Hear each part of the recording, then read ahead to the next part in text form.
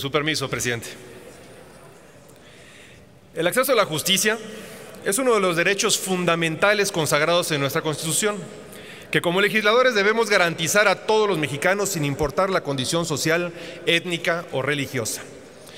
De la reforma constitucional del 2001 en materia de derechos de los pueblos indígenas y posteriormente la de 2011 concerniente a los derechos humanos, se deriva que las leyes mexicanas procuren un valor significativo a los derechos lingüísticos de los pueblos y comunidades indígenas, en especial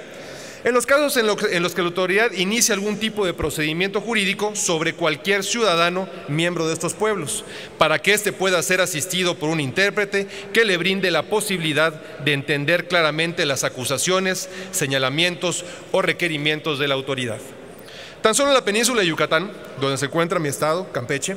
alrededor del 15% de la población habla maya, la segunda lengua indígena que más se habla en México, después del náhuatl. Y es un valor que como mexicanos debemos preservar y proteger al ser parte de nuestra identidad. Sin embargo, es fundamental garantizar a todos los mexicanos el cumplimiento del debido proceso y sobre todo a los que viven bajo los usos y costumbres de alguna comunidad indígena. México es una nación multicultural. Así lo reconoce el artículo 1 de nuestra Constitución y las implicaciones que ello tiene en nuestro marco jurídico son realmente trascendentales, pues ese artículo constitucional supone que en todo momento debe contemplarse que existen diversos usos y costumbres que cohabitan en el territorio nacional. Luego entonces, siendo los usos y costumbres ley, estos deben ser respetados a cabalidad dentro de nuestro Estado de Derecho. En ese sentido, el acceso a la justicia por parte de los pueblos y comunidades indígenas es un tema que debemos mejorar y debemos trabajar desde algo que es básico: la lengua y el conocimiento pleno de sus usos y costumbres dentro de todo proceso judicial. Hace pocos meses aprobamos una reforma a la Ley Federal de Defensoría Pública que obligará a que el Instituto Federal de Defensoría Pública a trabajar de manera coordinada con traductores e intérpretes, así como a celebrar convenios para promover la formación de defensores públicos y de asesores jurídicos bilingües indígenas. Sin embargo, en el informe anual 2012-2013 de este mismo instituto, señala que durante ese periodo defendieron en todo el país 1,933 casos donde fue requerido un intérprete lingüístico, lo cual se logró con 23 intérpretes solamente. De suerte que si se distribuyen esos 1,933 casos de manera equitativa entre esos y especialistas, a cada uno le correspondieron 84 casos. Lo cual a todas luces es excesivo si se considera la movilidad que estos deberían de tener para cubrir todas las regiones del país, razón por la cual la defensa muy probablemente fue y sería inconsistente al no darse abasto los especialistas para atender estos asuntos. Asimismo, el informe reconoce que esos 23 intérpretes conocen solo 20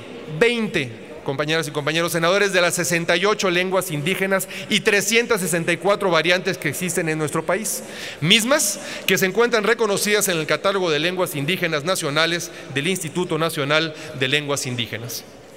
Por otra parte, el informe señala que en el último año se amplió la plantilla de intérpretes de 14 a 23 y que se hizo priorizando, no más garantizando, que los intérpretes tuvieran formación en derecho penal y mucho menos en la cultura y los usos y costumbres de estas comunidades. Esto es alarmante, porque demuestra que ha habido casos en los que los indígenas mexicanos no han contado con los medios necesarios, en este caso intérpretes o traductores, que les garanticen una buena y oportuna defensa. Lo cual, además de disminuir la calidad de nuestra justicia, se comete un acto discriminatorio porque existe un trato diferenciado a la población que pertenece a una comunidad indígena. Esto lo ratifica un estudio presentado por el Alto Comisionado de las Naciones Unidas en México, donde se determinó que más del 60% de indígenas que tuvieron necesidad de contar con un traductor dentro del proceso penal en la declaración preparatoria, solo se solicitó u ordenó ese servicio en el 11% de los casos del fuero común, a pesar de que 91% de estos encuestados hablaban una lengua indígena. Sin duda esto no puede continuar así,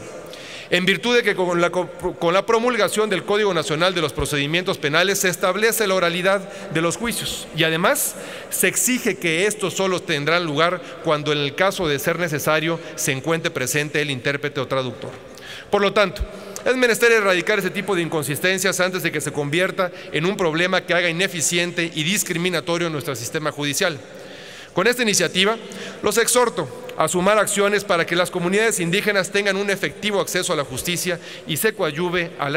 la erradicación de todo tipo de discriminación.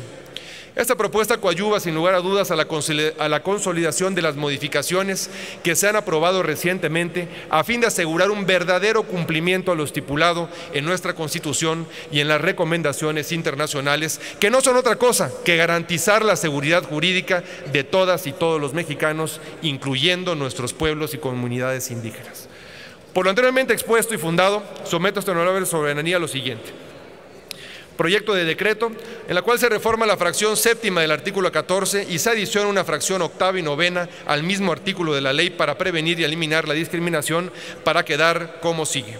Fracción séptima: garantizar a lo largo de cualquier proceso legal el derecho a ser asistidos, si así lo solicitan, por intérpretes y defensores que tengan conocimiento en su lengua, cultura, usos y costumbres. Fracción octava: promover el establecimiento de